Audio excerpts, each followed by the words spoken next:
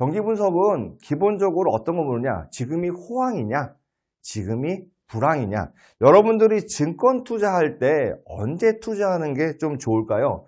예를 들어, 그렇죠? 요렇게 이제 쭉 있어요. 그렇죠? 예를 들어 요렇게 있는데 이게 이제 0이에요, 경제가. 그럼 경제라는 거는 이렇게 업앤다운 하듯이 순환하지 않습니까?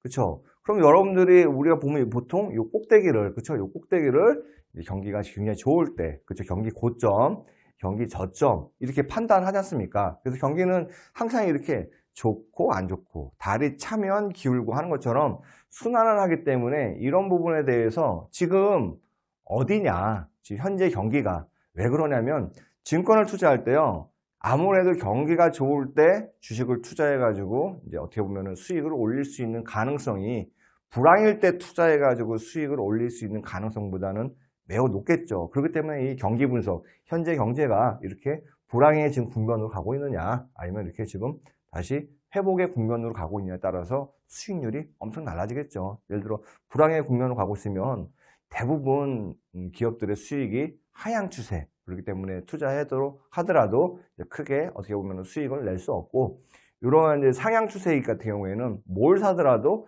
대부분 투자 수익을 얻을 수 있을 가능성이 높겠죠. 그렇기 때문에 주식 투자, 특히 주식 투자를 하게 된다. 혹은 이제 우리가 이제 자산에 대한 투자를 하기 전에는 항상 현재 경기가 어디 있는지 먼저 좀 봐야 될 것 같습니다.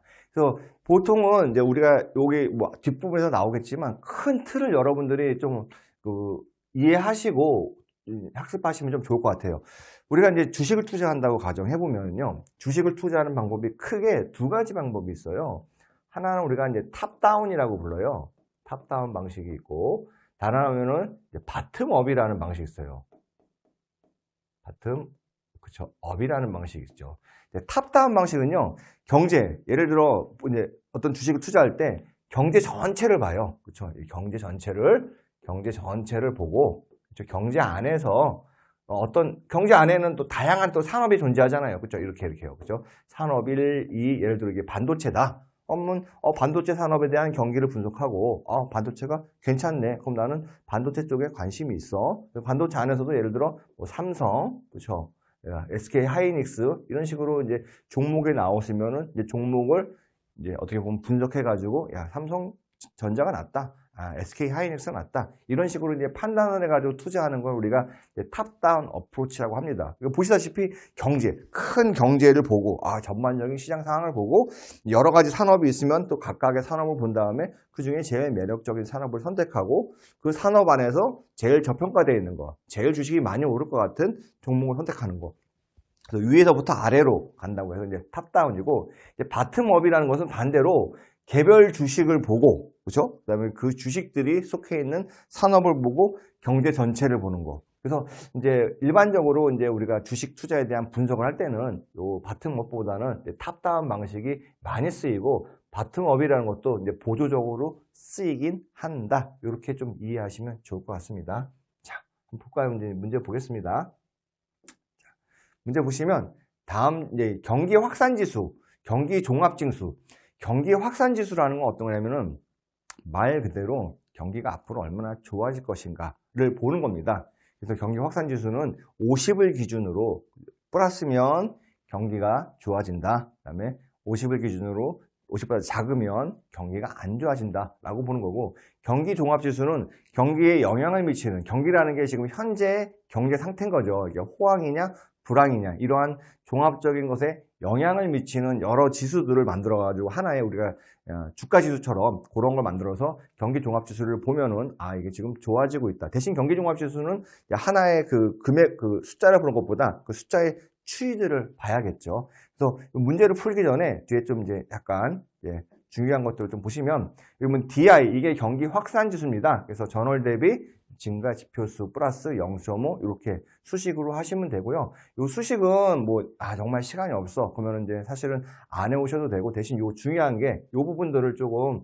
이제 좀 보셔야 됩니다. 그래서 DI라는 게 그렇죠. 경기 확산 지수가 아까 말씀드린 것처럼 50이면은 딱 중간이에요. 좋지도 않고 나쁘지도 않은 상태. 그렇죠? 이렇게 딱 있으면 여기가 이제 50인 거죠. 그렇죠? 이렇게 되면은 얘는 50보다 낮은 곳, 그죠? 얘는 50보다 큰 곳. 그래서 확장 국면은 경기가 좋아지는 거는 DI 지수가 50에서 100 사이인 곳. 그다음에 수축 국면, 경기가 수축이라는 거는 좋아졌다가 떨어지는 거예요. 그렇죠? 하락하는 거. 확장이라는 거는 상승하는 거. 그래서 하락하는 것은 이제 0에서 50 사이 이렇게 보시면 되고요. 경기 종합 지수는 말 그대로 보시면 컴파짓 인덱스 하잖아요. 컴파짓이라는 게 종합적인 뭐 이런 거 다 모아놓은 이런 뜻이니까요. 그래서 크게 보면요, 이제 선행, 동행, 후행이 있어요. 선행이 뭐냐? 경기가 이렇게 이제 진행하잖아요.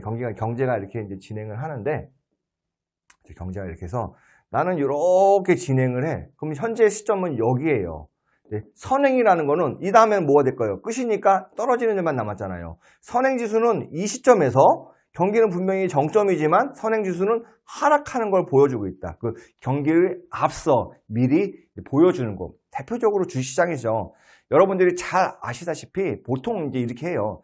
주식시장은 실물 경기보다 6개월 정도 선행한다. 그러니까 주식시장은 벌써 경기가 고점에 왔으면 그때부터 떨어지기 시작하고, 반대로 경기가 지금 바닥이에요. 그럼 주식은 막 그때부터 조금씩 오르기 시작하는 거죠. 그런 식으로 보면 경기, 그 선행지수, 그렇죠? 선행종합지수라는 거는 그 경기를 미리 보여주는 거. 동행이라는 건 말 그대로 같이 가는 거예요. 얘가 맥시멈으로 좋을 때 그 지수들도 맥시멈으로 좋은 걸 알려주는 거고, 후행은 뒤에서 나오는 거. 얘가 이제 맥시멈이잖아요. 근데 후행 지수는 여전히 상승하고 있는 거죠. 그래서 경기를 어떻게 판단하냐? 선행 종합 지수를 보고요.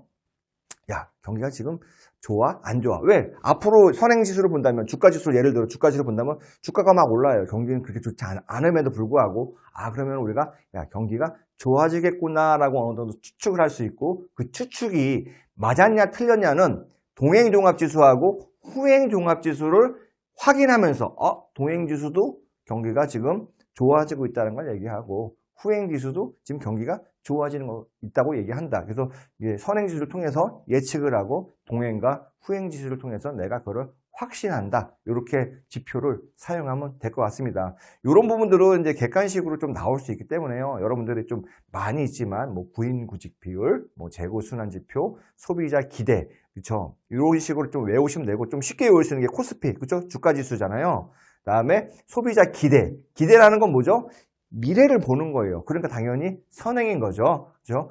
국제 원자재 가격 지수는 왜 그러냐면, 가격이 지금 원자재 가격이 올라요. 실제로 한국에 들어오는 건 몇 달 후에 들어오잖아요. 그래가지고 국제 원자재 가격 지수도 선행 지수라고 볼 수 있고, 장단기 금리차, 그래서 장기 금리와 단기 금리의 금리차도 그럴 수 있고요. 그래서 이런 부분들은 여러분들이 좀 보시면 되고, 건설 수주에, 그렇죠? 건설 수주에 경기가 좋을 때 투자가 많이 일어나잖아요. 투자가 많이 일어나는 거는 기업들이 뭐 공장도 짓고 뭐도 짓고 하니까 아무래도 건설 경기가 좀 살아나는 거죠. 그래서 일반적으로 건설업 같은 경우에도 건설 수주액이나 이런 거는 경기보다 앞서간다고 좀 보고 있습니다.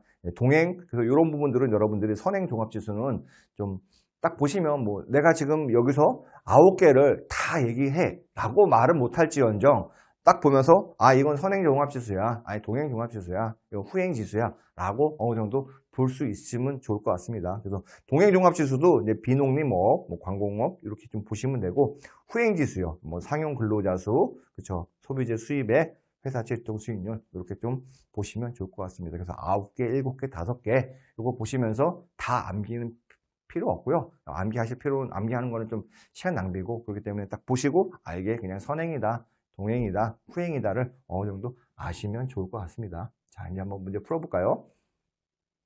그쵸, 이제 이 문제를, 아이고, 죄송합니다. 네, 그쵸. 자, 보자. 다음 중 경기 확산 지수와 경기 종합 지수에 대한 설명으로, 그쵸, 틀린 거를 지금 찾는 거죠. 틀린 것, 그쵸, 틀린 거예요. DI는 경기 국면 자, 다시 말씀드리면 DI 지수는 지금 경기가 확장하고 있냐, 축소하고 있냐를 절대적인 숫자를 보면 아는 거예요. 그쵸? DI는 경기 국면 및 전환점 파악에 사용하고, 그쵸? 지금 경기가 딱 중간이냐, 확장도 아니고 후퇴도 아니다. 그럼 50이잖아요. 그런 거고, CI는 경기 국면의 파악 및 경기 수준의 측정에 사용한다. 맞는 얘기고요. CI는 경기 전환점에 따라 선행종합지수, 동행종합지수, 후행종합지수로 보면 된다. 여기 경기 전환점이라는 건요, 이렇게 보시면 돼요. 이제 경기가 하나 이게 순행하잖아요. 그럼 여기서부터 이렇게 가잖아요. 그러면 한 사이클이 여기서부터 여기까지 이제 완성이 된 거잖아요. 그래서 이걸 보고 우리가, 그쵸? 경기의 한 사이클이라고 부른 거죠. 여기서부터 여기 끝까지요. 그 다음에 경기의 진폭, 요 저점에서 고점까지의 높이를 경기의 진폭이라고 하는 거죠. 그래서 요 사이클이 길다는 건 뭐예요? 경기가 호황, 불황을 거쳐가지고 원래의 자리에 오는 데 있어서 긴 거. 그래서 이거를 이제 보통 단기, 그렇죠? 중기, 장기로 이제 나누긴 해요. 단기는 우리나라, 그래서 미국 같은 경우에는 뭐 한 40개월이라고 하는데 우리나라에서는 보통 한 3에서 5년, 그렇죠? 중기는 한 8에서 10년 이렇게 보시고 장기는 보통 한 60년 이렇게 보고 있습니다. 예. 이렇게 봐서 요거 이제 경기의 사이클, 요 한 길이, 그다음에 위아래는 경기의 진폭. 그러니까 이게 진폭이 큰 회사는 어떻게 돼요? 좋을 때는 엄청 좋았다가 안 좋을 때는 되게 안 좋고, 그죠? 변동성이 큰 경제라고 볼 수 있고, 요 진폭이 작은 데는 변동성이 좀 작은 경제라고 볼 수 있죠. 그래서 보죠. 2번 CI는 경기 전환점에 따라, 요거 봤죠. 그래서 맞는 얘기고, 3번 DI는 50을 기준으로 50 이하이면 경기 확장이 아니죠. 경기 수축이죠. 50 이상이면 경기 확장. 이걸 지금 반대로 얘기했죠. 그래서 틀린 거는 3번 이렇게 볼 수가 있겠죠. 4번 CI는 현재 경기 분석은 물론 향후 경기 예측에도 도움이 된다. 그렇죠? 선행지수, 후행지수, 동행지수가 있기 때문에 그걸 보면서 예측을 하고 내 예측이 맞았나를 동행지수하고 후행지수를 보면서 확인을 하는 거죠. 이렇게 문제를 풀면 될 것 같습니다. 자, 그 다음에 또 다음으로 가보겠습니다. 자. 두 번째는 이제 경기 변동의 이해인데요.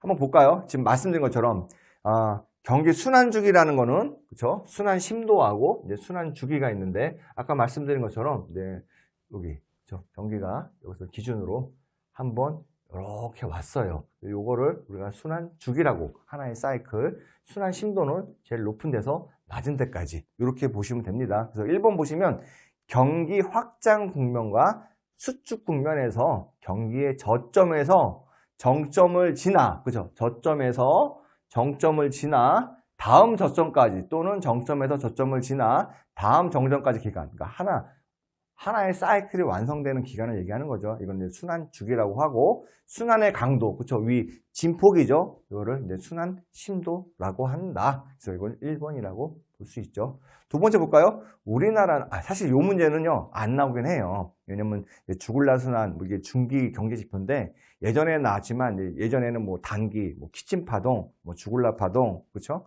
이런 게 나왔지만, 뭐, 레온티에프 파동 이런 게 나왔지만 지금은 이제 교과서에 이 문제가 빠졌기 때문에 여러분들이 그냥 주굴라 순환이라는 거 있다. 주굴라라는 게 이제 중기 변동, 중기 한 8에서 10년 정도 되는 경기 변동을 이제 주굴라라는 학자가 발견해가지고 이제 주굴라 순환입니다. 우리나라는 경제 성장 속도가 상대적으로 빨라 주요 선진국과 달리 장기적 성장 추세선을 중심으로 경기 상승과 하락의 기복 현상이 나타나는, 그쵸, 이게 뭘까요? 주굴라 순환은 말 그대로 이 순환인 거예요. 이거를 조금 더 이제 뭐 뒤에도 나오겠지만 한 번 더 설명드리면 이 문제를 풀기 전에 경기가 순환한다는 건요, 이거예요. 보통은 어떤 경기라는 건 하나의 경제 집단을 얘기하는 거잖아요. 그쵸, 이게 시간이 있고요. 그쵸? 이게 이제 우리의 경제 성장률을 보통 GDP 증가율이라고 부르거든요. GDP 증가율인데 이렇게 경제는 이런 식으로 가면서 올라가거든요. 그러니까 하나의 추세를 갖고 이 추세 안에서 이렇게 순환을 하는 거거든요. 이건 어떤 거죠? 그렇죠? 분명히 여기는 마이너스예요. 근데 플러스고 저점이 계속 높아지는 거잖아요. 그렇죠? 이런 걸 가지고 우리가 성장 순환이라고 그러고, 주굴라 순환은 이러한 추세선을 다 제외하고 그냥 사이클, 순환 사이클만 보는 거죠. 순환 사이클만 본다는 거는 이런 걸 다 제외하면, 이런 성장 추세선을 제외하면 경기가 이렇게 움직이는 거죠. 이런 식으로요. 이것만 이제 보는 게 경기 순환이라고 볼 수 있습니다. 그래서 2번 같은 경우에는 이제 성장 순환이라고 볼 수 있습니다. 이제 좀 상식으로 좀 말씀드리면, 우리나라 같은 경우에 과거라면은 도대체 언제냐? 한 30년 전이랑 지금이랑 비교하면 경기 순환이 더 빨라졌을까요? 늦어졌을까요? 좀 빨라졌어요. 왜 그러냐면 과거에는 우리나라 30년 전에는 주로 이제 중화학공업들이 중화학공업을 육성하는 정책을 썼기 때문에 중화학공업들은 기본적으로 경기의 진폭이, 그죠? 길이가, 사이클이 길어요. 그래서 한 사이클을 완성하려면 뭐 5년, 6년이었는데 지금은 우리나라 경제도 어떻게 보면 선진국 경제에 들어가서 IT나 반도체, 정보통신 이런 식으로 이런 부분들은 이제 경기가 짧거든요. 이런 산업들이 많이 이제 있다 보니까 경기의 그 하나의 그 사이클, 경기 순환 주기가 굉장히 짧아지는 그런 경향이 있다. 이렇게 보시면 될 것 같습니다. 여기는 일단 성장 순환, 그렇죠? 아까 전에 풀었죠? 자, 다음에 또 이제 가보겠습니다. 경기 순환에 요 문제는요, 제가 아까 말씀드린 것처럼 그냥 안 푸셔도 돼요. 이 문제는 그냥 X 하고 넘어가시면 될 것 같습니다. 예, 이 문제는 대신 이제 요거는 이제 좀 나옵니다. 대신 이제 단기, 중기, 장기 순환 요거는 문제는 안 나옵니다. 기본서에도 빠졌으니까 이 부분들은 여러분들이 그냥 참고만 하시면 되고, 그래서 이 부분들은 그냥 볼 필요 없다. 굳이 좀 혹시나 설명을 좀 잠깐 뭐 드리자면 먼저 요거 먼저 하고 드리겠습니다. 경기순환의 개념 볼까요? 경기순환은 총체적인 경제 활동이 경제의 장기적인 이제 추세선을, 성장 추세선이라는 게, 그쵸? 우리가 분명히 이렇게 추세는 올라가. 근데 이게 업앤다운 해서 그렇지. 이걸 이런 얘기한 겁니다. 그래서 성장 추세선을 중심으로 상승과 하강을 반복하는 현상이다. 경기순환이. 기준순환일, 그쵸? 경기의 정점, 제일 높은 점, 저점이 발생한 구체적인 시점, 이렇게 기준순환일. 기준일을 잡는 거죠. 정점으로 잡냐, 저점으로 잡냐. 순환 주기라는 거는 여기서부터 시작해야죠. 여기까지. 아니면은 여기 정점으로 잡았으면 어디죠? 다음에 요 정점이 올 때까지. 여기가 하나의 순환 주기고, 저점으로 잡았으면 다음에 요 저점이 올 때까지. 여기가 하나의 또 순환 주기가 되는 거죠. 순환 주기라는 건 그 경기의 길이, 하나의 사이클을 완성하는 기간이다. 이렇게 보시면 되고, 순환 심도, 진폭은 요 순환의 높이다. 그렇죠? 이렇게 보시면 될 것 같습니다. 자, 이거 잠깐 말씀드리면 단기 순환, 뭐 키친 순환이라고 그래가지고 재고 자산에 대한 변동 때문에 많이 생긴다. 그래서 보통 미국에서도 한 40개월, 그렇죠? 여기서도 2에서 6년이잖아요. 우리나라 같은 경우에도 요 단기 순환이 보통 한 3에서 5년 이렇게 좀 보거든요. 그다음에 중기 순환은 이제 10년 전후, 8년에서 한 12년 요 사이인데, 이건 이제 투자 설비 의 그 과소 때문에 생기는 거고, 장기 순환은 5, 60년인데 이런 걸 우리가 이제 콘트라디에프 순환이라고 해가지고 이제 기술 혁신 이런 것들이 발생한다. 그래서 이름이 키친이라는 게 부엌 그런 뜻이 아니라 이 순환을 있다고 발견한 경제학자 이름을 붙인 거고, 죽을라도 그 사람 이름입니다. 콘트라디에프도 사람 이름이고요. 그래서 이렇게 큰 순환이 있다. 좀 재밌는 걸 말씀드리면, 여러분들 요즘에 많이 들으시는 부분 중에 이제 4차 산업혁명이라는 얘기 많이 듣잖아요. 그래서 사람들이 보면은, 야, 이번에는 4차 산업혁명. 4차 산업혁명을 이제 우리 갖고 온 게 뭐죠? 그죠? AI하고 어떻게 보면 로봇이잖아요. 그렇죠? 이게 이제 결합을 해가지고 이제 인간의 일자리도 뺏고 인간을 대체할 거다. 과거와는 전혀 다른 세상이 될 것이다. 라고 이제 주장하시는 분들 계시고, 이거를 어떻게 또 보냐면, 자, 1차 산업혁명이 언제 났죠? 우리가 1차 산업혁명을 이제 증기기관 혁명이라고 부르잖아요. 그래서 보통 한 1780년, 요때부터 났거든요. 그래서 이런 산업혁명이 영국에서 시작해가지고, 대략 60년, 그러니까 한 1840년까지 1차가 진행돼 있고, 2차 산업혁명은 뭐냐면, 전기가 주도한 거예요. 대량 생산이라. 그래서 에디슨, 그렇죠? 그때 나올 때. 포드가 어떻게 보면은 T 모델이라고, 여러분들이 포드 자동차 아시지 않습니까? 미국의 대량 생산, 컨베이어 벨트 시스템으로 대량 생산하는 포드의 모형에서 대략 한 1860에서 1920년을 전기 혁명. 그래서 요 당시에는 많이 발전한 나라들이 뭐 독일, 일본, 미국들이 이제 많이 발전한 나라고, 1차 때는 주로 이제 영국, 프랑스 쪽이 많이 발전한 나라고요. 3차는 우리가 정보통신혁명이라고 불러가지고 한 1940년에서 한 2000년 정도를 이제 보고 있는 거죠. 이때는 이제 컴퓨터의 발달, 그러고 우리가 말하는 4차 산업혁명이라는 거는 조금 지나서 한 2010년부터 현재 진행형이다. 이렇게 이제 경제의 큰 파동으로 이 산업혁명을 설명하시는 분도 있습니다. 왜 그러냐면 말씀대로 여기 뭐 기술 혁신이지 않습니까? 산업혁명이 발생하게 된 하게 된 게 핵심적인 기술이 1차에서는 아까 증기기관이 생긴 거고요. 과거에는 다 사람 손으로 하던 걸 석탄을 떼가지고 그 나오는 증기를 통해 가지고 어떤 엔진을 만든 거잖아요. 2차에서는 전기의 발명, 그렇죠? 전기를 발명한 에디슨이 있지만 더 유명한 사람이 누군지 아시죠? 테슬라. 테슬라가 전기차 이름이 아니라, 물론 당연히 이제 전기차를 만드는 미국에 있는 회사 이름이기도 하지만, 테슬라라는 그 전기에 관련된 유명한 학자가 있습니다. 그 테슬라. 그래서 전기에 대한 혁명, 3차는 당연히 그 반도체, 우리 뭐 매니악, 애니악 해가지고 뭐 트랜지스터 뭐 칩도 나오고 컴퓨터가 발견되고 그런 게 이제 이끌었고, 4차는 지금 보다시피 인공지능, 뭐 빅데이터, 뭐 그다음에 로봇 이런 것들이 이끌고 있다. 이건 그냥 심심풀이로 아 이렇게도 해석하는구나 라고 좀 들으시면 좋을 것 같습니다. 다음 또 문제 하겠습니다. 자, 시기열에 대한 통계 분석인데요. 요거 부분들은 제가 일단은 요거부터 볼게요. 이제 추세, 시계열이라는 게 어떤 뜻이냐? 말 그대로 시간의 계열이에요. 그러니까 변수가 뭐냐면 우리가 대부분의 아는 변수는 그렇죠. y는 예를 들어 뭐 ax 플러스 b다. 그럼 이런 함수를 이렇게 xy 평면에 우리가 놓지 않습니까? 그렇죠? 그러면 뭐 이렇게 되겠죠. 여기가 이제 b고 요 기울기가 그렇죠? a고 a가 양수일 경우에 이렇게 생기지 않습니까? 그래서 이렇게 되면은 x라는 게 우리가 무슨 변수죠? 독립 변수죠. 그렇죠? 그렇죠? y는요. 이럴 때 이제 종속 변수라고 하지 않습니까? 왜? 요 함수식을 보면 x값에 따라서 y값이 변하는 거죠. 즉 y값을 결정하는 거는 요 x값이고 나머지 a하고 b는 우리가 보통 상수, 정해져 있는 수라고 얘기를 하지 않습니까? 그래서 독립 변수인 x가 변해서 그렇죠? y값을 결정한다라는 거예요. 그래서 보통은 이런 상태에서는 아 x가 변동하면 y구나. 근데 시기열 변동은 무엇이냐? 이 x 대신에 누굴 넣냐? 그렇죠? x 대신에 이렇게 쫙 넣고 t를 넣는 거예요. 타임. 그래서 변수가 시간이에요. 시간이고 여기 이제 경제 지표죠. 예를 들어 대표적으로 이자율 같은 경우에는 막 이런 식으로 갈 수 있잖아요. 그렇죠? 시간에 따라 가지고 아니면은 이제 주가 같은 경우에는 시간에 따라서 이렇게 올라갈 수도 있고. 그래서 이 변수가 그 시간인 이러한 함수를 시계열 변동이라고 한다라고 이제 이해하시면 좋을 것 같습니다. 그럼 우리가 보면은 시계열 변동 한다면 이런 것들이 있잖아요. 아까 얘기한 것처럼 이런 식으로 이제 경제 성장률을 본다면 시간이 있고 이제 그로스 레이트라고 할게요. G가 있으면 이렇게 추세선을 중심으로 이렇게 움직이는데 자, 추세 변동이 무엇이냐? 그렇죠? 요 추세, 요 상승하는 추세 때문에 생기는 변동이 추세 변동이고 순환 변동은 단순히 업앤다운으로 생기는 게 순환 변동이고요. 계절 변동은 어떤 거냐? 하나의 예를 들어 우리가 1년이에요.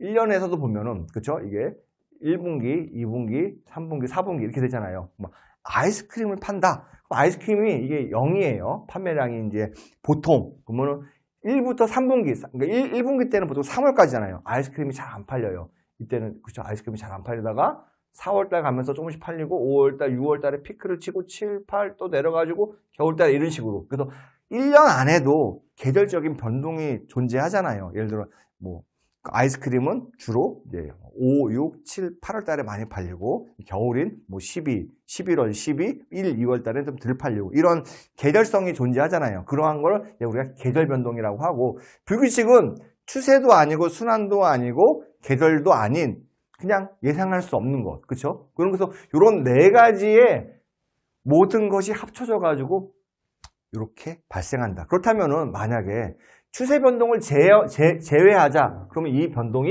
이렇게 변동이 되는 거죠. 추세가 없어지니까 이렇게 되는 건데, 그렇죠? 근데 이게 항상 일정하진 않잖아요. 왜냐하면 요 안에서도, 그렇죠? 요 안에서도 이제 길게 봐서 그렇지, 요 안에서도 또 이렇게 조금씩 움직이잖아요. 이런 계절 변동이 있고, 이런 계절도 패턴이 딱 정해진 게 아니라 우리가 예상 못하는 변수들이 있기 때문에 그 패턴들이, 그렇죠? 막 지 마음대로 이제 가는 거죠. 이런 식으로, 그렇죠? 이 세 가지는 어느 정도 설명할 수 있는 변동, 그렇죠? 패턴이 있는 거. 얘는 패턴이 없는 거. 그래서 사실은 어느 정도 우리가 이제 순환 사이클을 알더라도 미래를 정확하게 예측할 수 어려운 게 불규칙적인 거. 그건 랜덤으로 오기 때문에 우리가 랜덤이라는 거는 이제 무작위적으로 오기 때문에 잘 알 수가 없는 부분이죠. 그래서 보시면 추세 변동은 뭐냐? 성장 추세. 그래서 경제 성장, 인구 증가 등에 따라 10년 이상의 상승 방향 또는 하강 방향 이게 추세.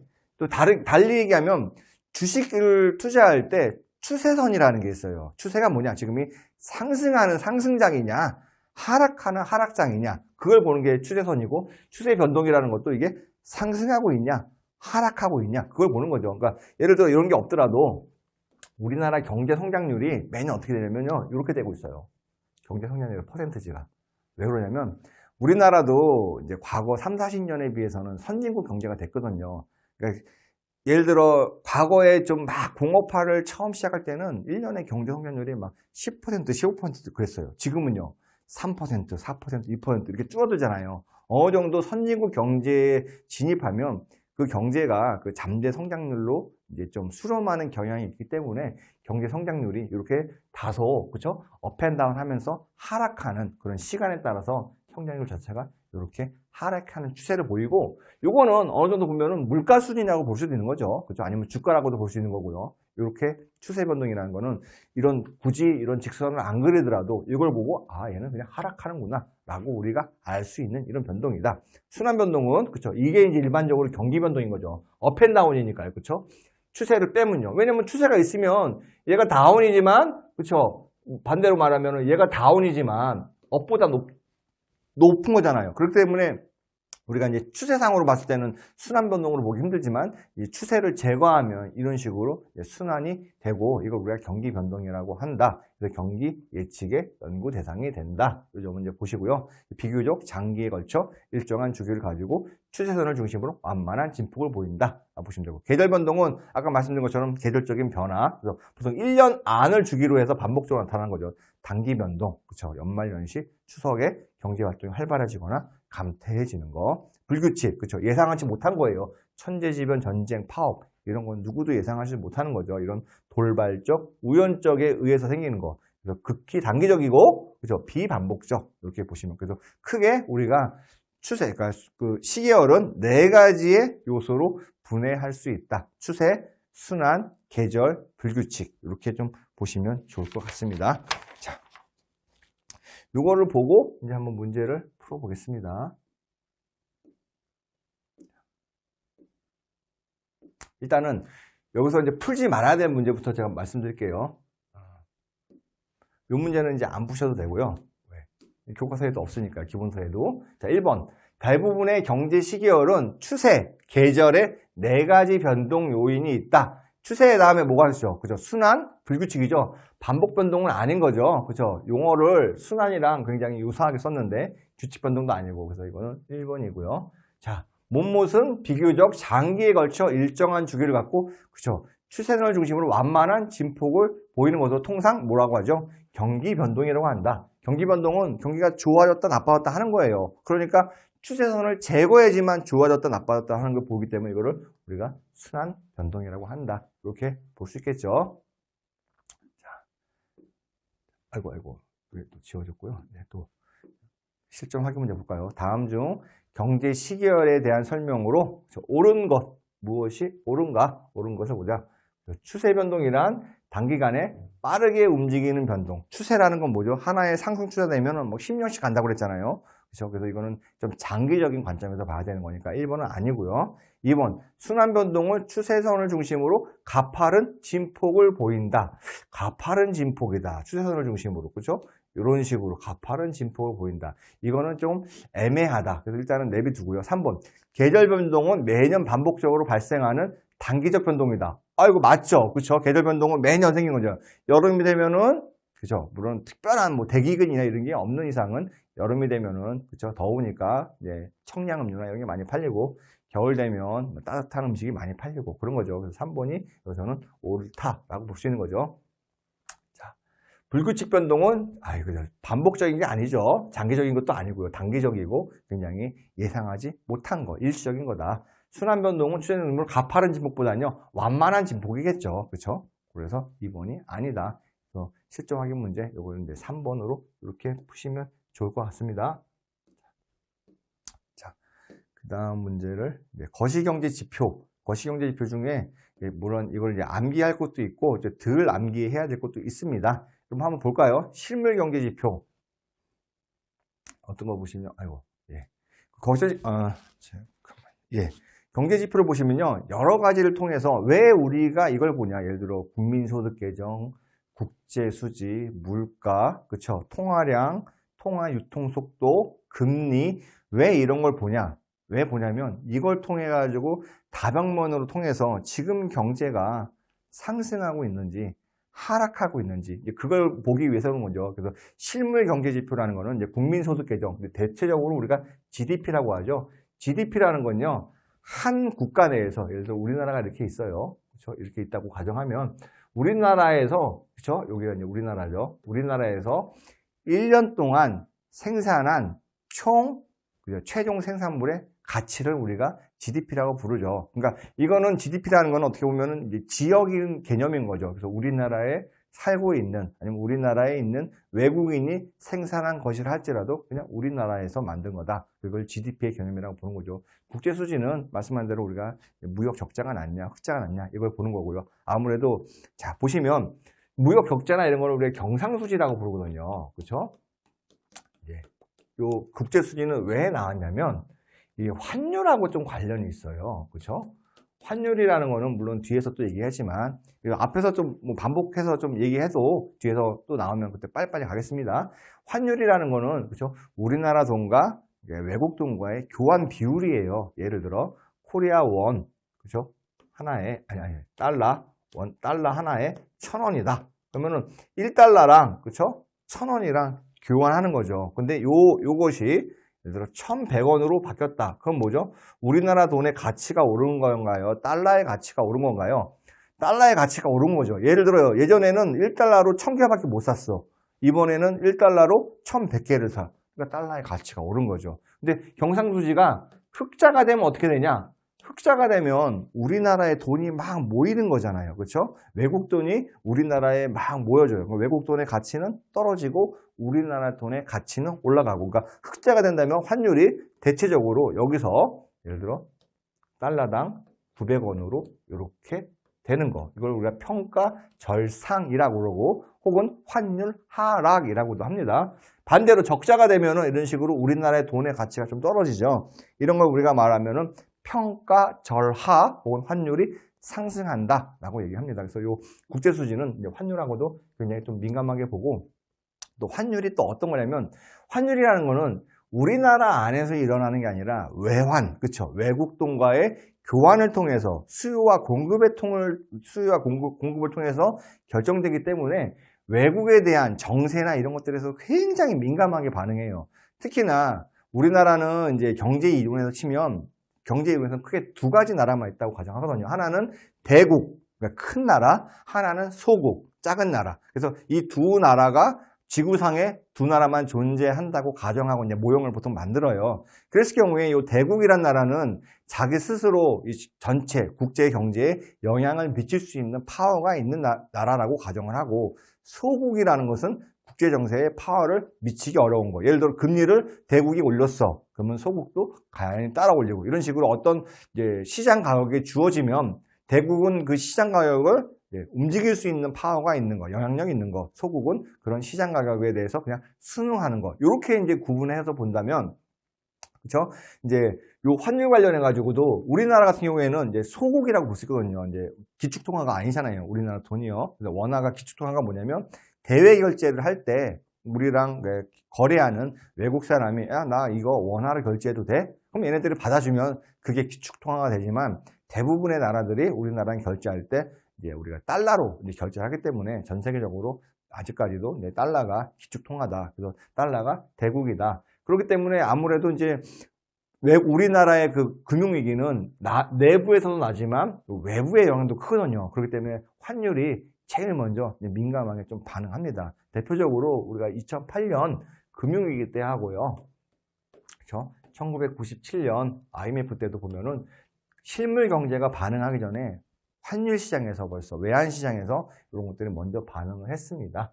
자, 또 볼까요? 물가지수, 소비자 물가지수는 어떤 걸 의미하냐면 말 그대로 소비자들이 구매하는 여러 가지 물건들이 있습니다. 그 뭐 몇 가지가 있다 이런까지 보실 필요 없고요.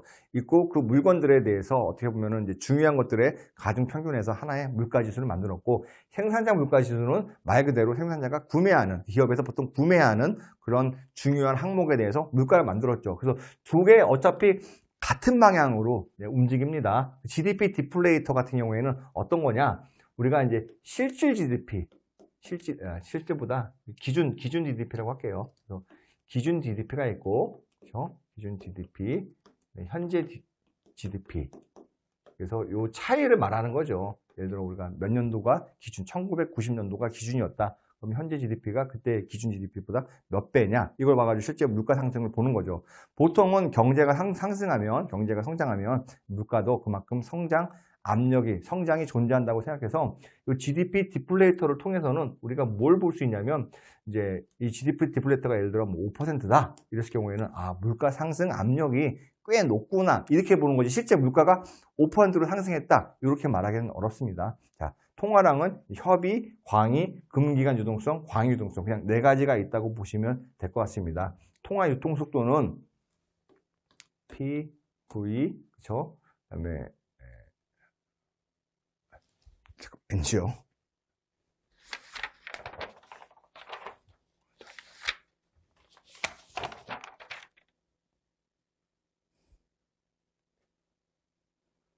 네, 다시 시작할게요. 네. 통화 유통 속도는요, 명목 GDP하고 통화량, 그래서 통화가 얼마나 빨리빨리 회전되냐, 그러니까 돈이 얼마나 빨리빨리 도냐를 보는 겁니다. 금리는 뭐 잘 아시다시피 내가 돈을 빌린 대가고 그걸 어떻게 보냐면 다양한 경제학들이 금리를 어떻게 설명하냐면 내가 그렇죠? 미래에 대한 아니 현재 소비를 포기하는 것에 대한 대가다라고도 많이 얘기를 합니다. 이런 경제 지표들이 있는 걸 알고 한번 문제를 풀어보겠습니다. 자, 위에부터 볼까요? 보시면 가로는 명목 GDP와 실질 GDP 간의 비율로 국민 전체의 물가 압력을 측정하는 거다. 명목이라는 건요 어떤 뜻이냐면은 영어로 말하면 노미널이라고 하는데 실제 지금 눈에 보이는 거예요. 야, 지금 물가가 얼마야? 5%라는 거죠. 그렇죠? 야, 지금 성장률이 얼마야? 10%라는 거죠. 실질 GDP라는 거는 이 물가라는 부분들을 제외하고 보는 거거든요. 그래서 어떤 특정 연도를 기준으로 비교를 해야지 어느 정도 알 수가 있는 겁니다. 그래서 명목 GDP는 물가가 반영되어 있는 경제 성장률, 실질 GDP는 물가 부분을 빼낸 경제 성장률. 그래서 이 두 개의 차이는 사실은 물가의 차이, 그 물가라고 볼 수 있는 거죠. 그래서 이거는 명목 GDP와 실질 GDP 간의 비율로 국민경제 전체의 물가 압력을 측정하는 지수는 뭐냐? GDP 디플레이터다. 국내 시장에서 출하되는 모든 재화와 서비스를 그렇죠? 조사 대상으로 하여 전반적인 상품의 수급 동향을 반영한 물가는 그렇죠? 출하라는 자체가 벌써 그렇죠? 생산자는 이럴 수 있잖아요. 최종 생산자가 있고 몇 단계를 거치지 않습니까? 1단계. 여기 얘가 만든 거를 얘가 또 사가지고 원재료를 쓰고 또 2단계에서 만든 거를 또 사가지고 세 번째 애가 또 어떻게 보면 반재료를 쓰고 이런 식으로 되기 때문에 출하다 요 용어에 대해 좀 더 좀 집중하시면 좋을 것 같습니다. 요거는 사실 좀 안 나오기 때문에요. 그냥 우리가 X 하셔도 문제 없습니다. 자, 다음 내용 볼까요? 다음 중 주요 거시경제 지표에 대한 설명으로 옳지 않은 것은 보겠습니다. GDP란 일정한 기간 내에 국내에 거주하는 모든 경제 주체가 생산한 부가가치를 시장 가격으로 평가한 합계를 말하며 그렇죠? 수출이 차지하는 비중이 제일 높다. 이 부분들은 어떻게 볼 수 있냐면 우리가 보면 GDP가 소득이라고 보거든요. 그래서 C 플러스 I 플러스 G 플러스 그렇죠? NX 순수출 이게 내수 부분, 해외 부분인데 이 부분은 실제로 우리가 요 과정에서 시험에 나오진 않지만 그냥 나머지 과정에 하면은 전체 소득, 국민의 소득이라는 거는 소비, 투자, 정부 지출, 그다음에 대외 수지 이렇게 볼 수 있습니다. 그래서 GDP에 대해서는 맞는 그렇죠? 국내에 거주하는 모든 경제 구체가 생산하는 부가가치를 시장 가격으로 평가한 거다. 맞다. 근데 수출이 가장 많은 비중을 차지한다. 사실 이런 건 아니죠. 우리나라 1년 GDP가 어느 정도 되냐면 한 2,000조가 돼요. 2,000조. 그렇죠? 2,000조가 되는데 이 중에서 제일 많이 차지하는 게 우리가 소비가 제일 많이 차지합니다. 그래서 이 부분들이 좀 틀렸다. 이렇게 보시면 됩니다. 통화량 변화에 그렇죠? 옳지 않은 것. 그러니까 이게 틀렸다. 옳지 않은 거니까 1번이 그렇죠? 통화량 변화의 실물 부분과 물가 부분에 대해서는 미치는 파급 효과의 크기는 경제 구조, 경기 상황 등에 따라 달라진다. 달라지죠. 이제 어떤 뜻이냐면 통화량 변화라는 게 한국은행에서 돈을 풀었을 때 그 효과가 어떻게 다르냐? 돈을 푼다는 건 보통 경제가 안 좋을 때 돈을 많이 풀거든요. 그래서 한국은행이 있으면 뱅크 오브 코리아라고 할게요. 돈을 풀어요. 근데 문제는 단순히 돈이 풀린 거지 이거 가지고 누굴 준 게 아니잖아요. 그래서 돈이 돌고 해가지고 경제 전체에 영향을 미치거든요. 그래서 이런 데서 한국은행은 이 결정이 돈을 내가 풀겠다 안 풀겠다 하는 이 결정이 굉장히 빨라요. 그렇죠? 이러한 정책 결정이 빠르지만 그렇죠? 빠르지만 실제 그렇죠? 이 정책 결정에 대해서 어느 정도 효과가 나는 요 시간 그렇죠? 요 시간이 길다 이렇게 보시면 되고 반대로 하면 정부라는 것도 있어요. 정부요. 정부에서는 경제가 안 좋을 때 재정정책이라는 걸 사용하거든요. 예를 들어 정부의 지출을 늘리거나 세금을 줄여주거나 이런 식으로 소비를 진작하기 위해서 쓰는데 정부에서는 그러한 의사결정을요 내부에서 굉장히 오래 해요. 오래 한다. 근데 그 효과가 굉장히 빠르다. 효과가. 서로 이러한 이제 장단점이 존재합니다. 왜냐하면 정부에서 지금 어렵다. 그러니까 우리 지금 예를 들어 사회 인프라를 지금 많이 만들 거야. 뭐 발전소도 만들 거고 길도 만들 거고 그러면 아무래도 고용을 많이 창출하기 때문에 좀 길어지죠. 그렇기 때문에 이런 것들이 굉장히 경제 정책의 효과가 나는 게 빠르다. 그렇지만 이러한 의사결정이 하자 말자 하는데 오래 걸린다. 이렇게 좀 보시면 좋을 것 같습니다. 자, 그래서 2번은 맞는 얘기고 3번 통화 유통 속도는 통화 한 단위가 일정 기간 동안 몇 번 유통돼요. 그렇죠? 전체 우리 돈이 1년에 몇 번 회전하냐라는 거죠. 우리가 통화 유통 속도는 GDP하고 그렇죠? 통화량 이렇게 나눴죠. 그렇죠? 통화량. 전체 GDP가 예를 들어 2,000조다. 근데 시중에 풀린 돈이 예를 들어 1,000조다. 그러면은 2번 도는 거죠. 내 돈이 나 말고 딴 사람한테 2번 정도 돈다. 이렇게 보는 거죠. 통화 유통 속도는 통화 한 단위가 일정 기간 동안 몇 번 유통되어 명목 GDP에 해당하는 만큼의 거래를 뒷받침했는지 보여준다. 그렇죠? 4번. 금리는 자금의 배분 기능을 수행하며 말이 참 어렵게 만들었죠. 일단 1번이 맞고 자금의 배분 기능이 뭐냐? 우리가 수요 공급에서도요. 그 수요 공급 가격이라는 거는 자금의 배분 그 어떤 자원의 배분 기능을 하잖아요. 가격이 높다는 거는 제일 그거를 원하는 사람이 지불하려고 하는 거고. 그렇죠? 가격이 높다라는 거는 그거를 제일 나중에 팔려는 사람이 또 팔려는 거죠. 그렇기 때문에 이제 가격 자체가 자원의 배분 기능을 하는 것처럼 금리라는 건 금리가 높으면 뭐예요? 예를 들어 금리가 지금 10%일 때예요. 이때 빌려가는 사람 뭐예요? 나는 요 10%라도 빌릴 용의가 있다. 나는 20%라도 지금 되게 간절하다. 이런 사람 먼저 빌려가는 거죠. 그렇기 때문에 제일 필요로 하는 사람한테 이렇게 빌려주는 이제 자금의 배분 기능을 수행한다. 금리는 이거 맞고요. 현재 소득과 미래 소득의 교환 비율. 다시 말하면 현재 소비를 포기하는 대신에 얻게 되는 나의 대가라는 거죠. 장기적인 명목 성장률. 이것도 이제 금리라고 볼 수 있습니다. 그 다음에 자금 시장의 수급 상황을 반영하는 지표이다. 예, 그렇죠. 4번은 다 좋은 얘기, 맞는 얘기. 이렇게 보시면 좋을 것 같습니다.